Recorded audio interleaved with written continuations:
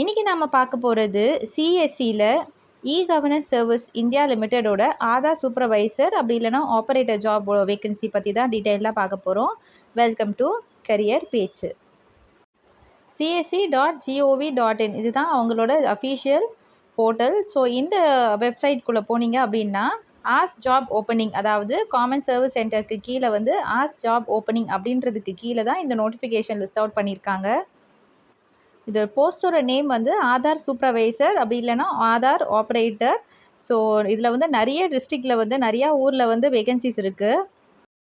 So கீழே வந்து one by one scroll பண்ணிகிட்டே வந்தீங்க நம்ம தமிழ்நாடுக்கான வேகன்சி வந்து கொடுத்துருக்காங்க. ஸோ நாகப்பட்டினமில் வேகன்சிஸ் இருக்குது. ஸோ இது வந்து அப்ளை பண்ண லாஸ்ட் டேட் 31 ஆகஸ்ட் 2026 வரைக்கும் கொடுத்துருக்காங்க. அண்ட் எலிஜிபிலிட்டி பார்த்தீங்கன்னா மினிமம் 18 இயர்ஸ் இருக்கணும். அண்ட் எஜுகேஷன் குவாலிஃபிகேஷன் ரொம்ப ரொம்ப பேசிக் 12th பாஸ் அப்படி இல்லைனா 10th பாஸ் அப்படி இல்லைனா இப்போ ஐஐடி அப்படி இல்லைனா 10th ஒரு 3 இயர் ஒரு பாலிடெக்னிக் டிப்ளமோ முடிச்சிருக்கீங்க அப்படின்னா கூட இதுக்கு வந்து நீங்கள் எலிஜிபிள் தான். அண்ட் இன்னொரு முக்கியமான விஷயம் என்னென்னா கேண்டிடேட்ஸ் கிட்ட ஆதார் ஆப்ரேட்டர் அப்படி இல்லைனா சூப்பர்வைசர் சர்டிஃபிகேட் வந்து கண்டிப்பாக வச்சுருக்கணும். அது மட்டும் இல்லாமல் பேசிக்காக கம்ப்யூட்டர் யூஸ் பண்ணுற ஸ்கில்ஸும் இருக்கணும். ஸோ பேசிக் கம்ப்யூட்டர் நாலேஜ் எதிர்பார்ப்பாங்க. அண்ட் இந்த நோட்டிஃபிகேஷனை வந்து கம்ப்ளீட்டாக தரவாக படிச்சிருங்க. நீங்கள் எலிஜிபிளாக இருக்கீங்க என்னெல்லாம் தேவை அப்படின்னு சொல்லிட்டு இதை கம்ப்ளீட்டாக படிச்சுக்கோங்க. அண்ட் இதுக்கு வந்து அப்ளை பண்ணுறதுக்கு அப்ளிகேஷன் ஃபார்மும் வந்து இதுக்குள்ளேயே கொடுத்துருக்காங்க. லிங்க்கும் நான் டிஸ்கிரிப்ஷனில் தரேன். ஸோ இதில் என்னெல்லாம் இருக்குன்னா ஃபர்ஸ்ட் போஸ்ட் நேம் கொடுத்துருக்காங்க ஆதார் சூப்பர்வைசர் ஆர் ஆப்ரேட்டர் அப்படின்ட்டுன்னு. அண்ட் உங்களோட நேம், மொபைல் நம்பர் கண்டிப்பாக கொடுக்கணும். அதுக்கு அடுத்ததாக இமெயில் அட்ரஸ், உங்களோட பேன் நம்பர் அண்ட் உங்களோட டேட் ஆஃப் பர்த் கேட்டிருக்காங்க. அதுக்கப்புறம் ஸ்டேட் அப்ளைட் ஃபார் எக்ஸாம்பிள் நீங்கள் தமிழ்நாடுக்கு அப்ளை பண்ணுறீங்கன்னா தமிழ்நாடு கொடுத்துருக்கணும். அண்ட் டிஸ்ட்ரிக்ட், எந்த டிஸ்ட்ரிக்ட் வந்து அப்ளை பண்ணியிருக்கீங்க. ஸோ நமக்கு வந்து நாகப்பட்டினமில் தான் வேகன்சி இருக்குது. ஸோ அதில் நாகப்பட்டினம் அப்படின்னு கொடுக்கணும்.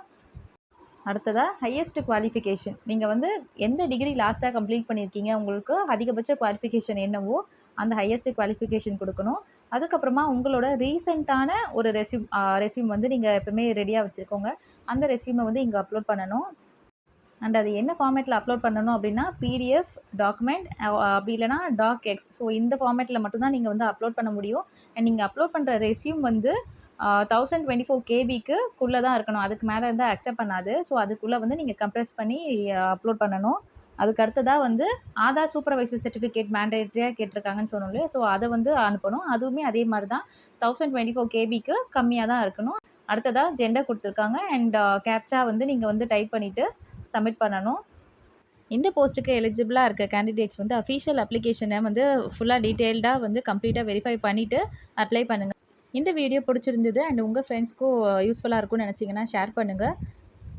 அண்ட் இதே மாதிரியான அப்டேட்ஸ்க்கு நம்ம சேனலை சப்ஸ்கிரைப் பண்ணி வச்சுக்கோங்க. தேங்க்யூ.